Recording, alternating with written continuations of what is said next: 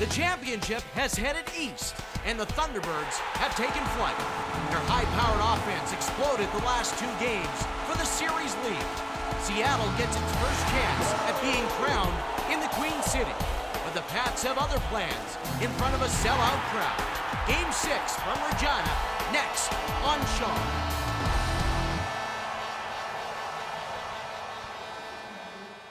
Good evening and happy Mother's Day as well. Welcome to Levin Machinery, WHL on Shaw Access. Hello to those of you south of the border watching on this TV, and welcome to Bobdale Club's WHL Central. I'm Andy Neal. Well, there's no room for error now for the Regina Pats after winning Game 3 in Seattle of this WHL Championship Series against the Thunderbirds. The Pats have taken it on the chin in Games 4 and 5, and now are facing elimination for the fourth time in these playoffs. Andy, we always take notice. Regina's faced elimination 3 times in round 2 against Swift Current. In their 40-year history, the Thunderbirds have never been in this position before. A chance to win the Ed Chenoweth Cup. And as you know, the WHL champion has a date with the Erie Otters on Saturday at the MasterCard Memorial Cup in Windsor. One final spot to be determined, and Seattle can clinch that, as you know, tonight. Regina trying to play their second game in these playoffs after a great second round against the Swift Current Broncos. And maybe a little bit of inspiration for the Pats too. The last time the series went beyond 5 games was 2014 when Portland faced elimination in Game 6 and won against Edmonton that year, but Edmonton did come back to win that Game 7. We're set for game number 6, and John Paddock's team trails the best of 7 affair 3 games to 2. Same story between the pipes. Carl Stankowski, the recently turned 17-year-old from Calgary, gets the call again. He's played every single second of the postseason after playing only 7 regular season games. At the other end, it is 20-year-old Winnipeg product Tyler Brown. He has yielded 12 goals in the last 2 games. And Adam Brooks will start for the Pats, their captain. Center ice, Steve Konowalchuk's crew trying to become the first ever Seattle Thunderbird team to capture the Ed Chenoweth Cup. Delighted to have you with us wherever you are looking in, both in our great country and the nation below us, the United States. Lochner back to the line, Scholler a shot, good stop Stankowski, Buziak hooked down, and the Pats will enjoy the game's first power play. Hobbs to Liedall, just onside, Steele, he rang it off the goal post. Steele hit the iron, now Maher will move in, Steele, he scores! Sam Steele's 3rd of the series, and the Pats are on the board. We saw Sam Steele get the first goal of the game in Game 4. And I'll tell you, one of the things that you expose is the middle of the ice when you pressure as hard as the Seattle Thunderbirds do. They pressure to the wall, they pressure high and low. But watch Regina, when you move the puck and make a clean pass to the middle of the ice, that's the area that's soft. That's what Regina is looking for. Their trigger man's in the middle. There's Sam Steele in the second opportunity. The first one went off the plumbing, but he makes no mistake here. The all-important first goal belongs to Regina off the stick of Sam Steele. We are delighted to welcome back between the benches, Double D, Darren DuPont. Hey, thanks, Pete. Special teams has been a big story already in this series, and it is through the first period here in game number 6. I talked to both coaches, and for Steve Konowalchuk, he's really happy with his team's discipline over the last 2 games. He said they found the right mix of aggression and discipline. For John Paddock, he says discipline, it goes without saying. Simply put, they need to stay out of the penalty box. Both teams have been able to score in the power play, but outside of game 3, it's worth noting, both teams each were shorthanded 4 times. It's been the team shorthanded the least that has won every game. They play catch. Gropp into the slot. True. Robbed by Brown as the penalty to Liedall has expired. Well, the 5th game in a row that the Regina Pats have broken the ice, and the 3rd time of those 5 that it's Sam Steele scoring his 11th. He's the playoff scoring leader with 30 points, and Regina facing elimination, leading through 1. Welcome back to Bob Dale Gloves WHL Central. Joined again by Jeff Odgers alongside Joey Kenward, and we also see the return tonight, gentlemen, of Adam Brooks. We weren't sure if he would come back, but tonight, Jeff, he is. What's the impact of 77 in white being back for Regina? Well, what a difference he's made as he came in. Everybody just kind of looks more comfortable. Philip All, that's the best side period I've seen him play in a long time. All of a sudden, Jeff DeWitt, he jumps up with Sam Steele. It looks like a team that you got your best player back in. Everyone is slotted where they should be. They had some big shifts. Your 4th line gets a 1 shift early. They draw a penalty. They score in that power play. Just how you draw it out, Adam Brooks has come back, and you can tell he's a leader. They have a lot of confidence when he's playing, and Adam Brooks, he looks good. Like, he looks good with the puck. He doesn't look nervous. He doesn't look apprehensive. Adam Brooks has came back, and he's made an impact right away. 5 goals, 13 assists so far this postseason for the Toronto Maple Leafs prospect. 4 of his goals this year in the playoffs have come on the power play. And although he returns and gives his team a boost, I think it also gives this overcapacity, sold-out crowd a boost. Let's be honest, even after the 1-0 goal, might not come across it on television, but it was still pretty tense here at the Brand Center. But I think that first period penalty kill by Regina to keep the Thunderbirds at bay, and for Tyler Brown to make that big stop late in period 1, it's probably calmed a lot of the nerves here through 20 minutes. Mahura will keep it into the left point, but put it right on Enser's stick. Mahura loses his balance. It's a 2-on-1 Moilanen. He scores! Sammy Moilanen has tied the game. And John Paddock wants a penalty. Paddock is incensed as he's up on his feet talking to the referee. Not happy one bit, as he thinks there should have been a penalty on this call. It was a 2-on-1, and we'll take a look at it here. Let's look at the interference. There it is on Mahura, and that's why the Regina Pats are all on their feet. Here it is. Moilanen holds as he's got the option to pass. Brown, I think, may be caught between 2 decisions, and again, Moilanen here. Good job by holding, represents early pass, and look at the shot off the far post and in. And this goal will stand as we're now knotted at 1. John Paddock right at the front of the bench. And you don't see him react like that very often, but Moilanen's 3rd of this series has tied the game at 1. Well, there's missed calls, and then there's calls that are missed that result into a scoring opportunity against or a goal against, and that's what they're not happy about. And now we see Wagner, he takes a hit when he is unaware. He's down on the ice, and there will be a penalty on this one. And Regina Pats, Adam Brooks has got something to say about that. And you know who threw it? Turner Ottenbright. We're seeing Austin Wagner being escorted. It will be a 5-minute major and a game misconduct, and you can hear the crowd's reaction to that. Darren DuPont's right between the benches where all the action is. Yeah, I can barely hear you guys. Turner Ottenbright, public enemy #1 here in Regina, but trying to listen into the explanation between the referee and Thunderbirds head coach Steve Konowalchuk. And the call on the ice was charging, and they were talking about possibility of a blindside hit, and Steve Konowalchuk was adamant that it was on the front of the shoulder, and he did not want it to be called a blindside hit. So that was kind of the exchange going back and forth between the official and Steve Konowalchuk just a couple moments ago. And now Enser's going to get away short-handed. Enser racing in, robbed by Brown. Brooks, his wrist shot, Liedall drives the net. Did it hit Liedall or the goaltender? Is there another Seattle penalty here? Or is it going to Liedall? Well, the power play for the last 2 minutes will be neutralized because of that. You can see Liedall coming in with a little slash to the midsection of Stankowski, and that's enough to knock him off of balance. Here's another look at it as he gets slash, or a poke, call it what you want. It's 2 minutes, and we're playing 4-on-4.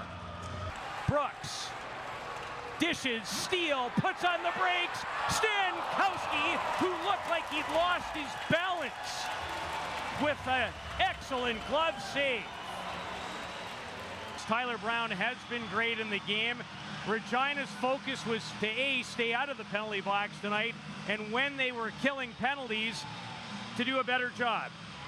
Done pretty well in both accounts. I think they really have, and they've made a key adjustment when they're down the man, and that's the pressure. And look at the pressure to the wall, puck up high. Again, making Seattle shoot the puck before they want to. I thought that was a huge adjustment on the penalty kill. And yeah, Seattle get their opportunities, but you can see that normally we're seeing those white jerseys collapse to the middle of the ice. Good stick by Wagner after coughing the puck up from Seattle, and they are 0 for 2 on the power play, the Thunderbirds are. And how about the faceoffs? We talked about that on specialty teams. A good job by Sloboshan. After he loses it clean, he takes Barzal to the net. No rebound from Brown, and then a turning point in the game. Some thought that may have been an interference call against Moynihan. A 2-on-1. There's the contact. Mahura hits the deck. A 2-on-1, and how about the shot from Moynihan off the post and in? That was the evening goal. And how about this opportunity for the Pats? What a great save by Stankowski. He cannot see the puck. Two big bodies net front, both teams getting opportunities, and after 40, we're tied at 1. And lead all for DeWitt. Mahura joins the rush. DeWitt, Mahura, he scores! Josh Mahura gives the Pats a 2-1 lead.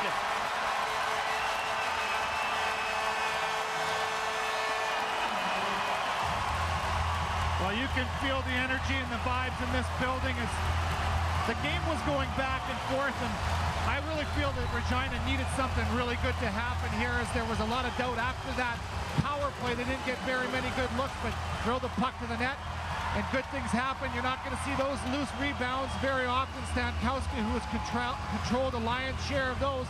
The rebound, the net drive from Mahura, that's his 4th goal in this series. Add 3 assists, he leads his team with 7 points. And the go-ahead goal with 8:06 remaining here in the 3rd.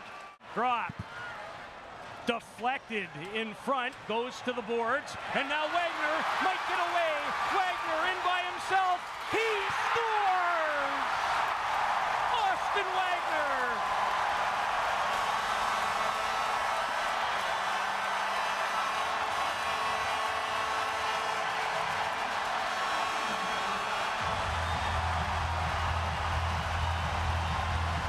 Well, how about that response?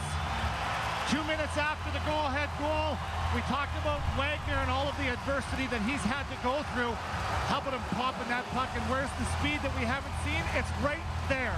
Good job going to the backhand. He freezes Stankowski. Watch it here. Backhand, Stankowski down. He gets a piece of it, but to the top corner, Wagner gets his 2nd goal in as many nights. Add an assist to that in this series, and he is hot. What a response from the Pats. 3-1, 6:45 remaining. Wedman protects it effectively. Back to the line it goes. Bear, Strand, blocked. Strand, blocked. Loose in front. Pats collapse to the middle. Seattle looking to draw within 1. Gropp holds. He scores! Ryan Gropp, and Seattle right back in it within 1. Well, you knew that Seattle was just too good and too experienced to go away, and after a really good job defensively and a couple blocks in succession from the Regina Pats, there's Strand with the first shot, a real good block earlier from DeWitt, and then from Sloboshan to follow it up. Bear keeps the puck in, and watch how Gropp fades. Fade, finds the spot, and how about the release to that top corner? Look at him find his area, and the shot cleanly into that top corner. And we got a one-whole goal hockey game again. 5:22 left in the 3rd. Ryan Gropp. Kolesar to Bear. Both benches standing. Kolesar and Hobbs. Look at this battle. Hobbs to lead all, and there's going to be a penalty. Holding the call. And with 4:35 to go in regulation time, the Pats find themselves short-handed. For Gropp. Back to Bear. Kolesar. Bear snaps his stick in 2, but it got through Kolesar. Brown looked behind him, but he has it.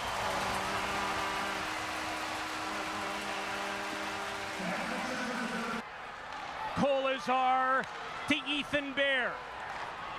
The Western Hockey League's Defenseman of the Year has it again. Kolazar, he scores! Keegan Kolazar has tied the game.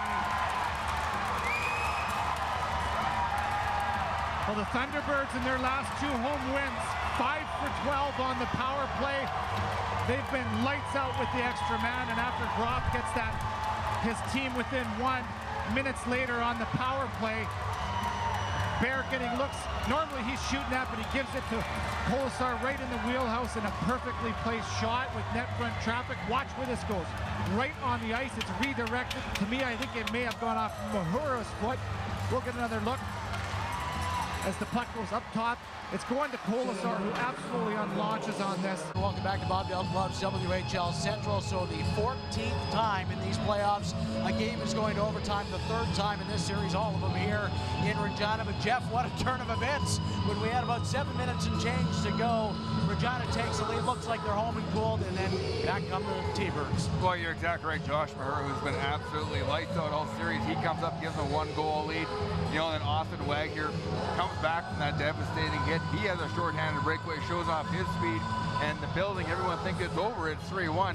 You know, Ryan Groff, after a great battle shift, you know, Regina pass, blocking shots, laying out, doing everything they can, but just one too many chances for Ryan Groff, who's got a great shot.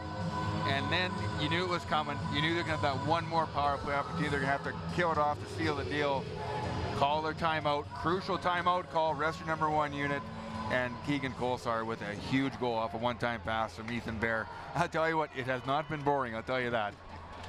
Quick goals, quick strikes from Seattle, Joey. That's been one of the staples in this series for them because those two came 2-22 apart. They certainly did, and that's just been their MO for much of these WHL championships, be it either in Kent, Washington, or now for the 2nd straight time in this building. You'll recall, in case you don't remember, I think there were 3 goals in a span of under a minute in this building in game number 2 for the Thunderbirds. That one got away from them. They wound up losing that night in overtime. I give a ton of credit to the T-Birds when they got a chance to call that timeout. I know a lot of people are wondering, well, they're only down by a goal. They do have the power play. There's still plenty of time left on the clock. All they needed to do was win a face-off, get it set up, and as you mentioned, Jeff, to bullet of a one-time blast by Kolazar to give him another goal here in this series and in these WHL playoffs. And it's been now an opportunity to potentially keep your season alive or to win a league championship in overtime. Folks, we're about to see road hockey at its finest in the WHL. Should correct that. 2:28 was the time apart between those goals. Ryan Groff, Keegan Kolazar, both with goals in 3 straight games. As I mentioned, 13 overtimes prior to tonight. Regina wants it clear. Can they get one? Bear, what a feed. Volkan Brown dives on it after making a series saver. Pats led 3-1 with 6:48 to go, but couldn't hang on. Seattle forced overtime. Steele trying to get loose. Here's Henry to the backhand, and it rolled off the heel of his stick. Well, what an opportunity, and we saw the speed that we're used to seeing in the regular season from Henry in the first 3 season series. We haven't seen him flash very often, but good job by him getting onto a loose puck for a great opportunity here in the overtime. Nick Henry, who found the net no less than 35 times during the regular season. Now it's True. Rebound, True. He scores! The Seattle Thunderbirds, for the first time in their history, are Western Hockey League champions.